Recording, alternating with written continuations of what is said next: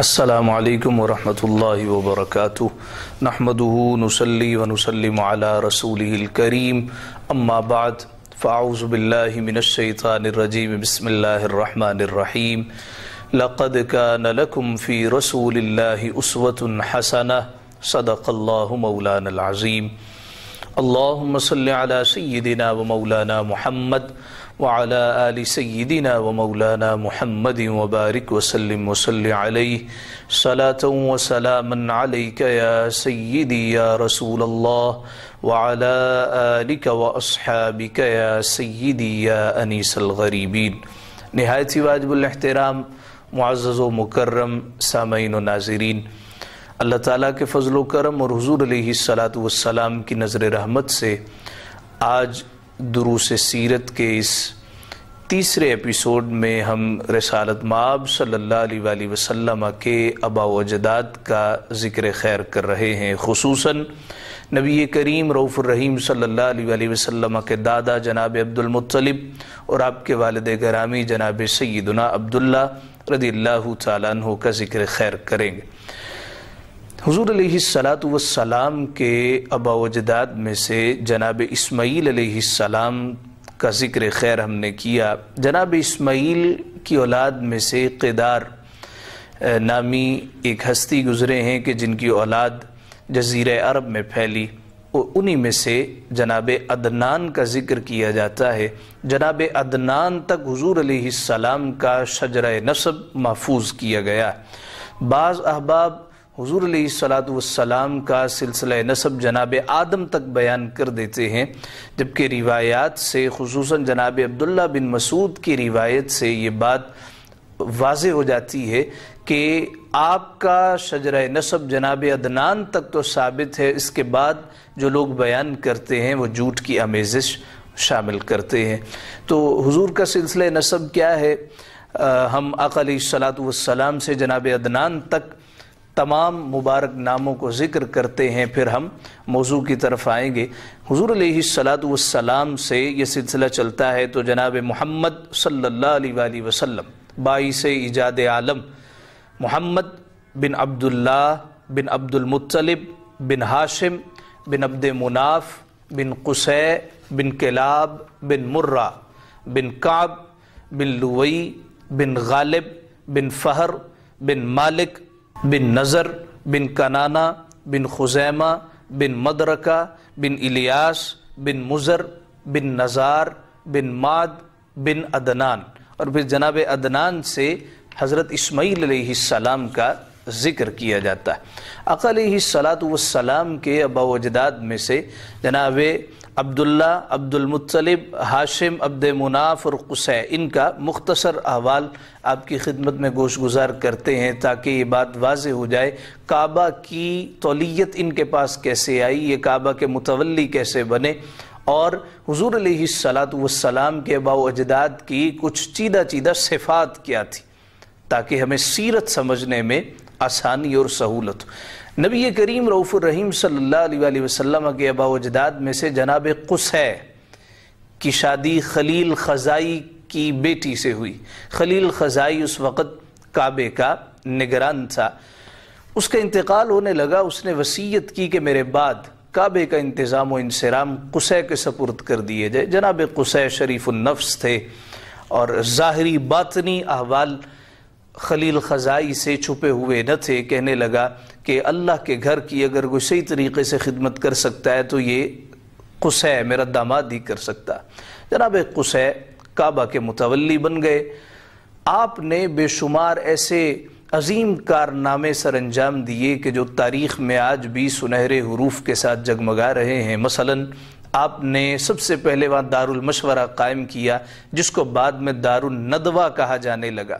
لوگ آپس کے مشورے اور آپس کی باتیں یا آپس کے مسائل دارالندوہ میں جمع ہو کر حل کیا کرتے تھے، اور بعض لوگوں نے، بعض محققین نے عقد الفرید میں ہے کہ جناب قصی کو ہی قریش کہا ہے، کہ قریش تقریش سے ہے جس کا معنی ہے لوگوں کو جمع کرنا۔ تو جناب قصی کے کارناموں میں سے ایک بڑا کارنامہ یہ ہے کہ انہوں نے اپنے خاندان کے لوگوں کو کعبہ کے ارد گرد جمع کیا، کعبہ کے ارد گرد لا کے بسایا ہے، آؤ بھئی اللہ کا گھر ہے، اللہ کے گھر سے دور نہ جاؤ، رہنا ہے تو خدا کے گھر کے سامنے رہو۔ جناب قصی کے بعد آپ کے صاحبزادے جناب عبد مناف کے پاس کعبہ کی تولیت آ گئی۔ جناب عبد مناف کے 6 بیٹے تھے، ان میں سے ہاشم سب سے زیرک، سب سے سیانے، سمجھدار، معاملہ فہم اور حلم والے تھے۔ جناب ہاشم کے پاس کعبہ کی نگرانی آ گئی۔ ہاشم حشم سے ہے جس کا معنی ہے چورا کرنا، اسی سے اس میں فاعل ہے ہاشم، چورا کرنے والا۔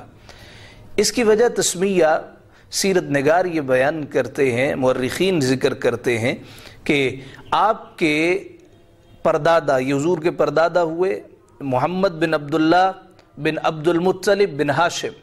حضور علیہ السلام کے پردادا جان کی بے شمار خصوصیات میں سے یہ خصوصیت ان کی سخاوت تھی، ان کا حلم تھا۔ تو سخاوت کیسی ہے کہ جب قحط سالی ہوئی، مکہ مکرمہ میں جانور مرنے لگے، زمینیں بنجر ہو گئیں، آسمان سے بادل ایسے غائب ہوئے جیسے کبھی ان کا وجود ہی نہ ہو، جانور انسان بھوک اور پیاس کی شدت سے بلک بلک کے خاموش ہو گئے، اور ان کے ہاتھ اللہ کے حضور اٹھتے تھے، تھک کے نیچے گر جایا کرتے تھے۔ ایسے عالم میں جب 4 جانب قحط سالی کا دور دورہ تھا، جناب ہاشم نے روٹیاں بنوائیں، انہیں شوربے میں بھگویا، شرید بنائی، روٹیوں کا چورا کر کر کے لوگوں کو کھلائیں۔ تو ایسے کڑے وقت میں جب لوگوں نے ان کی سخاوت دیکھی تو لوگ ان کو ہاشم کہنے لگے۔ حضور علیہ السلام کے خاندان کا ترہ امتیاز سخاوت کرنا۔ آج بھی حضور علیہ السلام کی آل میں سے سید ہو، سخی نہ ہو، یہ کیسے ہو سکتا ہے؟ نبی کریم صلی اللہ علیہ وآلہ وسلم کی آل پاک کی ایک ظاہری علامت یہ ہے کہ سخاوت والے ہوتے، دسترخوان وسیع رکھتے، خود کھائیں نہ کھائیں مہمانوں کو کھلاتے، دوسروں کا خیال رکھنے والے ہوتے۔ نبی کریم صلی اللہ علیہ وآلہ وسلم کے پردادا جان جناب ہاشم کے بعد جناب عبد المطلب کا ذکر ہوتا۔ نبی کریم صلی اللہ علیہ وآلہ وسلم کے دادا جان جناب عبد المطلب کا بچپن یثرب میں موجودہ مدینہ طیبہ میں گزرا۔ 8 برس تک مورخین کہتے ہیں یثرب میں رہے۔ آپ اپنے بھائی جناب مطلب کے ساتھ جب مکہ مکرمہ آئے تو مکہ کے لوگوں نے یہ سمجھا کہ یہ مطلب کا غلام ہے، عبد المطلب کہنا شروع ہو گئے۔ انہوں نے بتیرا سمجھایا میرا غلام نہیں ہے، میرا بھائی ہے، لیکن لوگ ماننے کو نہ آئے، کہا نہیں جی یہ تو غلام ہے آپ کے، عبد المطلب کہنے لگے، حالانکہ اصل نام عامر تھا۔ تو عامر لوگ بھول گئے، عبد المطلب کے نام سے ہی مشہور و معروف ہو گئے۔ حضور علیہ السلام کے والد گرامی کا ذکر خیر کرتے ہوئے ایک بات ذہن نشین رکھیے کہ حضور نے کہا میں 2 ذبیحوں کا بیٹا ہوں۔ ہو سکتا ہے کہ بعض سامعین یہ سوچیں کہ جناب اسماعیل علیہ السلام کا ذبح تو مشہور ہے، یہ حضور علیہ السلام کے والد گرامی کا ذبح مشہور و معروف نہیں ہے، جبکہ سیرت نگاروں نے اتنی کثرت سے اس کا تذکرہ کیا ہے کہ اس کو جھٹلایا نہیں جا سکتا۔ نہ صرف سیرت نگاروں نے، البدایہ والنہایہ میں بھی ہے، مورخین نے بھی اس کا ذکر کیا۔ اس کا پس منظر جاننے کے لیے ہمیں تاریخ کے اوراق کھنگالنے پڑیں گے کہ مکہ مکرمہ میں قبیلہ جرہم آباد تھا۔ قبیلہ جرہم کا سردار عمر بن حارث تھا۔ ذاتی طور پہ یہ نیک آدمی تھا، لیکن اس کے قبیلے میں، اس کی عوام میں بتدریج اخلاقی اور کردار کی برائیاں در آئیں۔ یہ انہیں سمجھاتا رہا اے لوگو ہم اللہ کے گھر کے خادم ہیں، یہاں رہ کر یہ گناہوں کے کام نہ کیا کرو، مگر لوگ تھے کہ سمجھنے کو نہ آتے تھے۔ یہاں پہ ایک فقہی مسئلہ بھی یاد رکھیے کہ چوری کرنا گناہ ہے، مگر کعبے میں جا کے کرنا اس سے بھی زیادہ گناہ۔ ایک عام مسجد سے جوتا چرایا جائے یہ تو گناہ ہے، کوئی کعبہ جا کے جوتا چرانا شروع کر دے۔ عام راتوں میں گناہ کرنا گناہ ہے، لیلۃ القدر میں گناہ شروع کر دیا۔ تو قبیلہ جرہم بتدریج جب اخلاقی برائیوں کا شکار ہوا، سردار بڑا زیرک تھا، خوف خدا رکھنے والا تھا، اسے یقین کامل ہو گیا کہ اب خدا کا عذاب نازل ہوگا، بھی ہم تو تہوبالا ہو جائیں گے، ہمارا وجود تو ختم ہو جائے گا، کیا کریں؟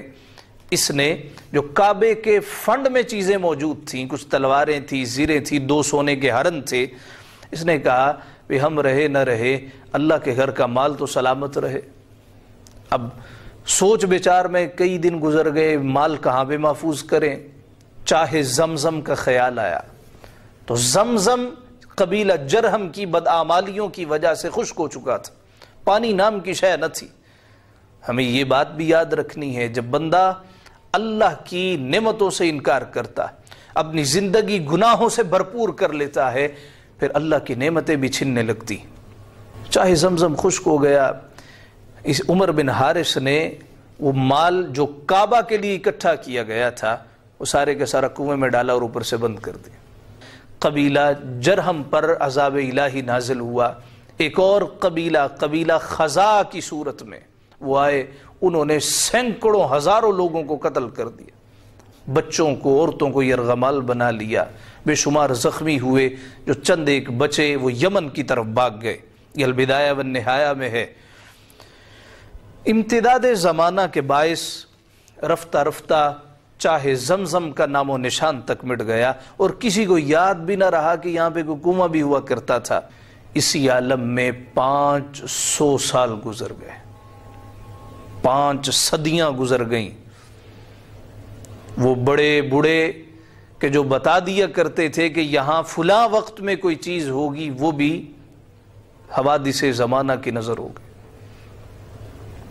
کہ جب میراث ابراہیم و اسماعیل کے وارث اعظم باعث ایجاد کعبہ و زمزم حضور سیدنا محمد مصطفیٰ صلی اللہ علیہ وآلہ وسلم کا ظہور ہونے لگا، تو اللہ رب العزت نے چاہا اس مبارک کنویں کا پانی پھر سے جاری کیا جائے،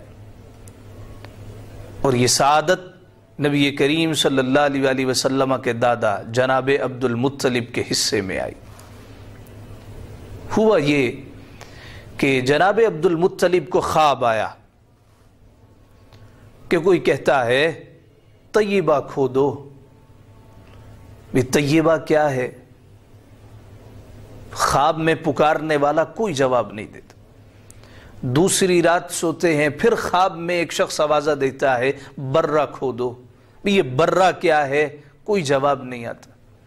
تیسری رات پھر حکم ملتا ہے مدنونہ کھودو۔ اب مدنونہ کیا ہے؟ کوئی جواب نہیں آتا۔ چونکہ اہل علم میں سے تھے، فہم رکھنے والے، دانا سمجھدار تھے، اور عربی لغت سے آشنا تھے، انہیں معلوم تھا کہ طیبہ کا مطلب کیا ہے، برہ کا مطلب کیا ہے، مدنونہ کا مطلب کیا ہے۔ طیبہ کا معنی ہے پاک جگہ، پاکیزہ۔ برہ کا معنی ہے نیکوکاروں کے لیے، اور مدنونہ کا معنی ہے ایک خاص شے۔ اب اٹھے، آپ نے کہا مجھے بار بار حکم دیا جا رہا ہے کہ کنواں کھودوں، لیکن مجھے معلوم نہیں ہے کہ کنواں کدھر ہے۔ زمزم کا نام تو موجود تھا، تاریخ میں پڑھا اور سنا تھا، قصے کہانیوں میں زمزم کا تذکرہ جناب عبد المطلب نے بھی سنا۔ تو اپنے قبیلے کے لوگوں کو جمع کر کے کہتے 3 دن ہو گئے، 3 راتیں مسلسل مجھے یہ خواب آ رہا ہے، مجھے بتاؤ نا کیا کروں۔ کہا اگر یہ خواب سچا ہوا انشاءاللہ آپ کو وہ جگہ بھی بتا دی جائے گی جہاں پہ زمزم ہے۔ اب مطمئن ہوئے، رات پھر کسی نے خواب میں کہا عبد المطلب طیبہ کھودو، برہ کھودو، مدنونہ کھودو۔ کہا یہ ہے کہاں پہ؟ بار بار ارشاد فرما رہے ہیں، مجھے تھوڑا انڈیکیٹ بھی کریں، کوئی اشارہ بھی دیں۔ تو حکم دینے والا جواب دیتا ہے آپ فلاں جگہ پہ چلے جائیں، بے شمار چیونٹیاں ہوں گی، اور سفید سینے والا کوا ہوگا جو گوبر اور خون کے درمیان اپنی چونچ مار رہا ہوگا۔ جناب عبد المطلب صبح بیدار ہوئے اور حرم کی طرف چل پڑے۔ وہاں دیکھا کہ چیونٹیاں بھی بے شمار نظر آ گئی ہیں، یہ آسانی سے انہیں چیونٹیوں کا بل مل گیا، لیکن گوبر اور خون میں چونچ مارتا کو کوا نظر نہیں آیا۔ یہ جناب عبد المطلب حیران پریشان وہیں پہ کھڑے تھے کہ کیا دیکھتے ہیں، ایک گائے नीम ज़िबा गाय, लोगों ने छुरी फेरी, वो उठ के भाग निकली, भागती भागती इसी जगह पे गिर गई। वो जल्दी से उन्होंने ज़बह किया, वहीं पे गोश्त बनाया और ले गए। अब वहाँ पे गोबर भी मौजूद था, वो गाय का जिसको ज़बह किया, और खून भी मौजूद था। थोड़ी देर गुजरी के कव्वा आ गया, वही निशानी, उसका सीना सफ़ेद रंगत लिए हुए, वो चूंच गोबर और खून के दरमियान मारने लगा। अब समझ गए कि भाई यही जगह है जहाँ चाहे ज़मज़म है। जनाबे अब्दुल मुत्तलिब अपने बड़े बेटे हारिस को लेके उस जगह पे जा पहुँचे, कुदाल हाथ में पकड़ी और कहा, बेटा तो हिफाजत करना, मैं यहाँ से कुआं खोद रहा। अब जब कुरैश ने देखा कि जनाबे अब्दुल मुत्तलिब यहाँ पे खुदाई कर रहे हैं, करीब चले आए। अब्दुल मुत्तलिब ये क्या कर रहे हो? कहा, मैंने जिक्र किया था, 3-4 रातें मुसलसल ख्वाब में मुझे कहा गया कि भी ज़मज़म खोदो, आज मुझे निशानी भी बताई गई, खोदने आया हूं।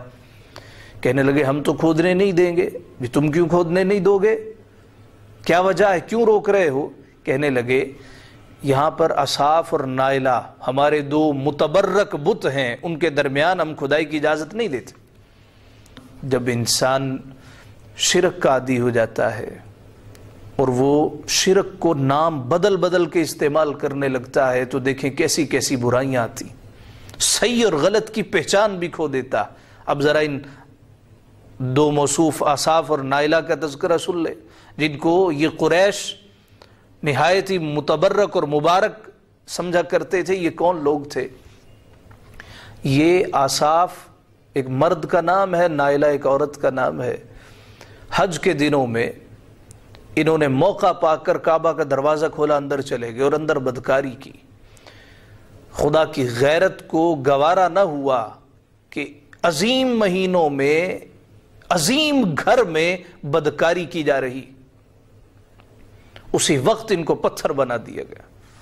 लोगों ने देखा कि भाई ये हमारे लोग अंदर बुत बने बैठे, पत्थर बने बैठे, सारे लान तान करने लगे और इन्हें बाहर लोगों की नजरों में इबरत का निशाना बनाने के लिए लटका दिया गया।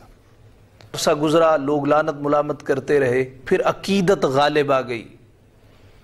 ये इस्लाम में जो तस्वीरों से रोका जाता है, भी ऐसी तस्वीरें बना के दीवारों पे न लटकाया करो कि वक्ती तौर पे शायद आपके दिल में उनके बारे को जज्बा पैदा ना हो, आहिस्ता आहिस्ता दिल में अकीदत का जज्बा जन्म लेने लगेगा।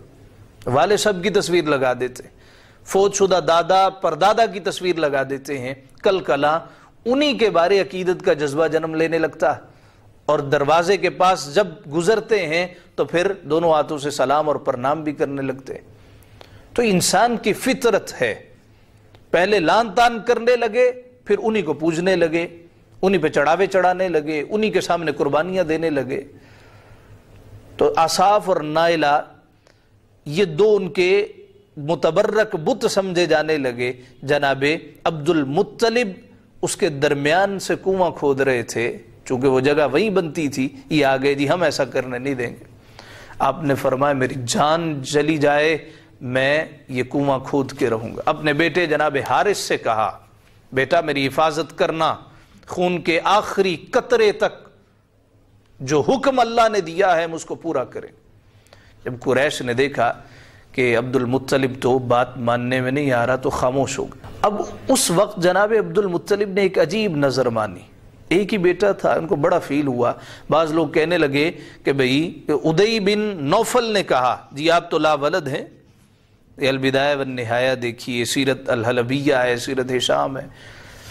आपने उसी वक्त एक नजर मानी और अल्लाह से अर्ज किया, मौला अगर तूने मुझे 10 बेटे दिए, 10 बेटे जवान हो गए, तो मैं एक बेटा तेरी राह पे कुर्बान करूंगा। अब जरा उस बात को मद्देनजर रखिए, हुजूर ने फरमाया ना बिनु ज़बीहैन, मैं 2 ज़बीहों का बेटा हूं। नजर मान ली। अब खुदाई का काम जारी था। आखिरकार जब कुएं के निशानात जाहिर हो गए, कुरैश को यकीन हो गया कि भाई अब्दुल मुत्तलिब ज़मज़म दरियाफ्त करने में कामयाब हो गया। झगड़ा करने लगे, कहने लगे, अब्दुल मुत्तलिब ये कुआं सिर्फ आपका नहीं है, हमारा भी है। कहा कि तुम्हारा हरगिज़ नहीं है, ये सिर्फ मेरा कुआं, मुझे हुक्म हुआ है, मैंने खोदा। झगड़ा बढ़ गया کہنے لگے جس سے مرضی فیصلہ کروا لو. کہا آئیں پھر شام چلتے. تو شام میں ایک کاہنہ بڑی مشہور تھی, اس کے پاس جا کے فیصلہ کروا لیتے. کہا جی ٹھیک ہے. جناب عبد المطلب بھی اپنے ساتھیوں کے ساتھ ہمراہ ہوئے, یہ مخالفین بھی ہمراہ ہوئے. راستے میں بے آب و گیا میدان تھا, پانی ختم ہو گیا. جناب عبد المطلب کہنے لگے پانی مل سکتا ہے؟ کہنے لگے آپ کو دیں گے تو ہم کیا پیئیں گے. انکاری ہو گئے. ایک قطرہ پانی کا موجود نہ تھا. جناب عبد المطلب اور آپ کے ساتھی پیاس کی شدت سے مرنے کے قریب ہو گئے. ساتھیوں سے کہا کیا کرے؟ کہنے لگے آپ کے پیچھے جیسے آپ کہتے ہیں. آپ نے فرمایا سارے گھڑا کھودتے, اپنی اپنی قبر کھودتے, اس میں بیٹھ جاتے. جو پہلے مر گیا دوسرا اس پہ مٹی ڈال دے گا, اور جو آخر میں رہ گیا وہ پھر ایسے ہی بے یارو مددگار میں پڑا رہے. سب نے گھڑے کھودے, اپنی قبریں کھودی, بیٹھ گئے. کچھ وقت تک بیٹھے رہے. جناب عبد المطلب کھڑے ہو گئے, کہنے لگے میں تمہیں اس عالم میں مرتا ہوا نہیں دیکھ سکتا, آؤ چلتے ہیں, اللہ تعالیٰ کوئی نہ کوئی انتظام کر دے گا. اب تصور کریں پانی نام کی شے نہیں ہے, جانور پیاس کی شدت سے بلک رہے ہیں, سکت ختم ہو گئی ہے, پھر بھی اللہ کے آسرے پر چلنے کے لیے تیار ہو جاتے. جب آخری اونٹ کو اٹھایا, اس پہ سوار ہونے لگے, کیا دیکھتے ہیں اس کی ایڑی سے پانی کا چشمہ جاری ہو جاتا. البدایہ والنہایہ میں پانی کا چشمہ نکلتا ہے. بڑے راضی ہوئے, نعرہ مستانہ بلند کیا, سب نے پانی پیا. مخالفین سے کہا آؤ آؤ ذرا دیکھو اللہ نے کیسا کرم کیا ہے, یہاں صحرا میں بھی پانی عطا کر دیا, آؤ پانی پیو. جب انہوں نے دیکھا کہ ہم نے تو پانی دینے سے انکار کیا, ہم نے ان کو مرنے کے لیے چھوڑ دیا, اور ان کی سخاوت دیکھو, ان کی رحم دلی دیکھو کہ پھر بھی ہمیں کہہ رہے ہیں آؤ پانی پیو. یعقوب علیہ السلام کے ابا و اجداد ہیں تو جینز ٹریول کرتے. نبی کریم صلی اللہ علیہ وآلہ وسلم میں یہ جملہ صفات بدرجہ اتم موجود تھی. حضور علیہ السلام تمام اعلیٰ اخلاق کا تتمہ کرنے والے ہوئے. کہنے لگے عبد المطلب جھگڑا نہیں کرتے, آؤ کنواں تمہارا. تو یہ لوگ کاہنہ کے پاس نہیں گئے, خود ہی فیصلہ کر لیا جناب عبد المطلب کا کنواں. اب جب کنواں کھودا تو اس میں عمر بن حارث نے کعبے کا مال ڈال کے بند کیا تھا, تلواریں تھیں, زیریں تھیں, سونے کے ہرن تھے, وہ نکل آئے. کہنے لگے اب اس میں سے آدھا آدھا کرو. کہا کہ تمہیں نہیں ملے گا. پھر جھگڑا بڑھ گیا. جناب عبد المطلب کہنے لگے ہم کرہ اندازی کرتے ہیں. ٹھیک ہے, کرہ ڈالا گیا تو لوہا کعبے کے نام نکلا, اس کا دروازہ بنا دیا گیا. سونا بھی نکل آیا, اس کو دروازے کے اوپر لگا دیا گیا, اور جو بقیہ چیزیں بچیں وہ جناب عبد المطلب کے نام قرہ نکلا, اور قریش کے نام کچھ بھی نہ نکل سکا. جناب عبد المطلب اس پانی کو انتہائی متبرک سمجھتے تھے. آپ نے ایک مرتبہ دیکھا کہ ایک آدمی اس کنویں سے نہا رہا ہے, تو آپ کو بڑی تکلیف ہوئی. آپ نے اعلان کیا یہ پانی صرف پینے کے لیے, لوگ باز نہ آئے تو جو اس پانی کا غلط استعمال کرتا تھا بیمار ہو جایا کرتا تھا. آہستہ آہستہ لوگوں کے دلوں میں بھی اس پانی کی عظمت اجاگر ہو گئی. اب زمزم جاری ہو گیا, 30 سال کا عرصہ گزر گیا. اس دوران جناب عبد المطلب کو اللہ تعالیٰ نے مزید بیٹوں سے نوازا. ان کے 10 بیٹے تھے. سیرت نگار بیان کرتے حارث, زبیر, حجل, درار, مقوم, ابو لہب, عباس, حمزہ, ابو طالب اور جناب عبداللہ. ایک رات جناب عبد المطلب سوئے تو خواب میں کسی نے کہا اوفی بنظرک, اپنی نظر پوری کرو. 30 سال پہلے کی بات تھی, کہاں یاد رہتی ہے. آپ نے ایک دمبا ذبح کیا. پھر خواب آیا نظر پوری کرو, ایک بیل ذبح کر دی. پھر خواب آیا نظر نہیں پوری کر رہے, ایک اونٹ ذبح کر دی. پھر خواب آیا نظر نہیں پوری کر رہے. بڑے حیران پریشان ہوئے کہ اونٹ سے بڑھ کر بھی کوئی نظر ہو سکتی. کہ عرب اونٹ کو جان سے زیادہ عزیز جانتے تھے. تب خواب میں بتایا گیا وہ جو 30 سال پہلے نظر مانی تھی, اللہ نے 10 بیٹے دیے, ایک اللہ کی راہ میں قربان کروں گا, وقت آ گیا. صبح اٹھے, آپ نے یہ خواب اپنے بیٹوں کے سامنے بیان کیا. تو بیٹے بھی ادب کرنے والے تھے۔ یہ فیضان نظر تھا یا کہ مکتب کی کرامت تھی؟ سکھائے کس نے اسماعیل کو آداب فرزندی؟ یہ اسماعیل کی اولاد ہی ہیں، جناب اسماعیل علیہ السلام کی ذریت ہیں، تو وہی اخلاق وہی کردار۔ کہنے لگے ابا جی جیسے آپ کو حکم ہے ویسے کیجئے، ہم میں سے کوئی ایک بھی چون چرا نہیں کرے گا۔ آپ کعبہ شریف کے قریب آ گئے اور اپنے 10 کے 10 بیٹوں سے، بعض نے کہا 12 بیٹے تھے، بعض نے 13 کا قول بھی کیا ہے، آپ نے کہا سارے بیٹے تیر پہ ایک ایک تیر پہ اپنا اپنا نام لکھ دیں۔ سب نے نام لکھ دیا۔ آپ بڑا بت حبل کے مجاور کے پاس آئے اور کہا بھی تم قرآن نکالو۔ اس نے قرآن نکالا، جناب عبداللہ کے نام نکلا۔ آپ نے جناب عبداللہ کا ہاتھ پکڑا اور دوسرے ہاتھ میں تلوار پکڑی اور ذبح کرنے کی جگہ پہ جانے لگے۔ قریش کے لوگ اکٹھے ہو گئے، عبد المطلب یہ کیا کر رہے ہو؟ اپنے اتنے خوبصورت ہونہار بیٹے کو ذبح کر رہے ہو؟ کہا میں نے نظر مانی تھی، پورا کر رہا ہوں۔ لوگوں نے کہا ایسے نظر پوری نہ کرو، کسی سے مشورہ کر لیتے، بھی کس سے کریں؟ کاہنہ سے بات کر لیتے۔ بھائی بھی سارے کہنے لگے ابا جی عبداللہ کو نہ کریں، ہمیں کر دیں۔ کہا نہیں، اس کے نام نکلا اسی کو کریں گے۔ جناب عبداللہ بھی خاموش ہے، جیسے ابا جی آپ کا حکم، جیسے آپ کی رضا اور مرضی۔ اب وہ کاہنہ خیبر کی رہنے والی تھی، اس سے مشورہ کیا، کہنے لگی مجھے 1 رات کا وقت دو، میں اپنے جن سے معلوم کر کے بتاؤں گی۔ وہ بھی سیانی خاتون تھی، اگلے دن کہنے لگی تمہارے ہاں خون کی دیت کیا ہے؟ اگر کوئی کسی کو قتل کر دے کیا دیت لیتے ہو؟ کہا 10 اونٹ۔ کہنے لگی بس ٹھیک ہے، اس طرح کرو، 1 تیر پر اپنے بیٹے کا نام لکھو اور 1 تیر پر 10 اونٹ لکھو، دیکھتے ہیں قرہ کس کے نام آتا ہے۔ ایسے کیا گیا۔ جب قرہ نکالا جناب عبداللہ کے نام، کہا کہ پھر قرہ نکالو، پھر قرہ نکالا جناب عبداللہ کے نام، پھر قرہ نکالو، پھر جناب عبداللہ کے نام۔ جب 100 اونٹ ہو گئے تو قرہ اونٹوں پہ نکل آیا۔ جناب عبد المطلب کہنے لگے ایسے نہیں مانوں گا، 3 دفعہ کروں گا، اگر قرہ 100 اونٹوں پہ آیا تو جان لوں گا یہ اللہ کی طرف سے۔ 3 مرتبہ قرہ 100 اونٹوں پہ آیا، پھر آپ نے 100 اونٹ جناب عبداللہ کی جگہ پہ قربان کیے اور اعلان کیا جس کو جتنا گوشت چاہیے وہ لے سکتا ہے۔ یہ ہے وہ حالات و واقعات جس کی بنا پر مورخین حضرت عبداللہ کو بھی ذبی قرار دیتے ہیں، اور جانب عالم صلی اللہ علیہ وآلہ وسلم کا یہ فرمان واضح ہو جاتا ہے، انا ابن الذبیحین، میں 2 ذبیحوں کا بیٹا ہوں۔ اگلے پروگرام تک کے لیے اجازت دیجیے، انشاءاللہ اگلی قسط میں ہم حضور علیہ السلام کے والد گرامی جناب عبداللہ اور آپ کی والدہ سیدہ آمنہ طیبہ طاہرہ کا ذکر خیر کریں گے کہ ان کی آپس میں شادی کہ محرک کیا بنے، کس طریقے سے آپ کا نکاح ہوا، اور جناب عبداللہ میں کیا ایسی خصوصیت تھی کہ عرب کی عورتیں جناب عبداللہ سے شادی کے لیے مچلا کرتی تھیں، اور حسین و جمیل خواتین جناب عبداللہ سے شادی کے لیے تڑپا کرتی تھی۔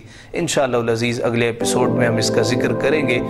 اگلے پروگرام تک کے لیے اجازت دیجیے، اللہ ہمارا آپ کا حامی و ناصر ہو۔ وآخر دعوانا ان الحمدللہ رب العالمین۔